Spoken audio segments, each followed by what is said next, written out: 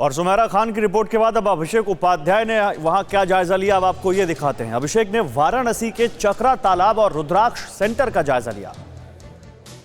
वाराणसी में हुए काया पलट की एक बड़ी निशानी बनकर के उभरा है रुद्राक्ष। रुद्राक्ष का ये जो सम्मेलन केंद्र है यानी कन्वेंशन सेंटर है, भारत और जापान के सहयोग से बना हुआ है। और सबसे अहम बात ये है कि ये शिवलिंग के आकार का बनाया हुआ है। और इसके अंदर हम प्रवेश करेंगे और आपको देखिए रुद्राक्ष आपको दिखाई पड़ेगा। ये प्रतीक है वाराणसी की जो सांस्कृतिक धरोहर है, उस सांस्कृतिक धरोहर का प्रतीक है। और जापान की फुजिता कॉरपोरेशन कंपनी ने इसका निर्माण किया है। और बड़े बड़े म्यूजिक कॉन्सर्ट, कॉन्फ्रेंस, नाटक यहाँ होंगे, प्रदर्शनियाँ यहाँ पर लगेंगी। अंतर्राष्ट्रीय स्तर का ये पूरा का पूरा ये केंद्र यहाँ पर बनाया गया है। इसका जो दृश्य है भीतर की ओर हम जब जाएंगे तो आधुनिकतम तकनीक का वहाँ पर संगम दिखाई देता है। भीतर आप देखेंगे तो आपको यहाँ पर जिस तरह से इसको बनाया गया है आधुनिकतम तकनीक का केंद्र दिखाई पड़ेगा। 1200 लोगों के बैठने की यहाँ व्यवस्था है।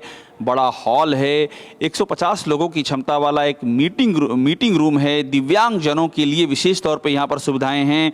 और बेसमेंट में पार्किंग है 120 गाड़ियों की करीब।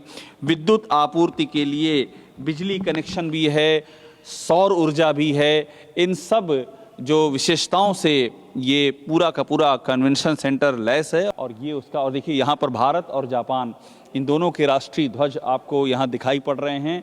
ये भारत और जापान की दोस्ती का प्रतीक है। और आपको वहाँ अभी वो तस्वीरें जो आपको दिखाई पड़ेंगी उन इस स्क्रीन में भी ये देखिए प्रधानमंत्री मोदी और शिंजो आबे जापान के तत्कालीन प्रमुख और उनकी तस्वीरें, और देखिए भारत और जापान की परंपरागत शैली की तस्वीरें दोनों ही यहाँ पर दिख रही हैं। ये वाराणसी में सिगरा का चक्रा तालाब है। और यकीन मानिए आप चक्कर आ जाता आपको अगर इसकी पहले की तस्वीर आपने देखी होती। यहाँ पर कचरे का अंबार हुआ करता था, लेकिन आज यहाँ पर इतना खूबसूरत ताल है जो पर्यटन के आकर्षण का केंद्र बन चुका है। आप देखिए ये फ्लोटिंग फाउंटेन यहाँ पर तैरते हुए इस तरह से यहाँ फव्वारे इस समय यहाँ पर एक तरह से नृत्य कर रहे हैं। ये ट्रैक हैं, जॉगिंग करने के लिए ट्रैक बनाए गए हैं। और उधर जो है बनारस की जो खूबसूरती है, साधु, सन्यासी, औघड़, फकीर और पहलवान, इन सब की तस्वीरें हैं दीवारों पर। और इस सब के साथ में यहीं से आपको दिखा रहे हैं, देखिए बच्चों के खेलने का, उस पार अभी कैमरा जूम करेगा तो आपको बच्चों के खेलने का किड जोन भी दिखाई पड़ेगा। तो ये जो परिवर्तन हुआ है, इस परिवर्तन की गवाही यहाँ के स्थानीय लोगों से ही पता करते हैं। आप यहीं के रहने वाले हैं? जी, हम यहीं के रहने वाले। आप हमको बताइए, लोगों ने बताया कि पहले यहाँ एकदम कचरे का ढेर हुआ करता था, बहुत ज़्यादा। और कल्पना नहीं कर सकते थे कि कितना कचरा था। ये तस्वीर होगी ये भी सोचा नहीं था कभी कोई यहाँ के स्थानीय लोग कभी कल्पना नहीं किए थे कि ये ऐसा हो सकता है।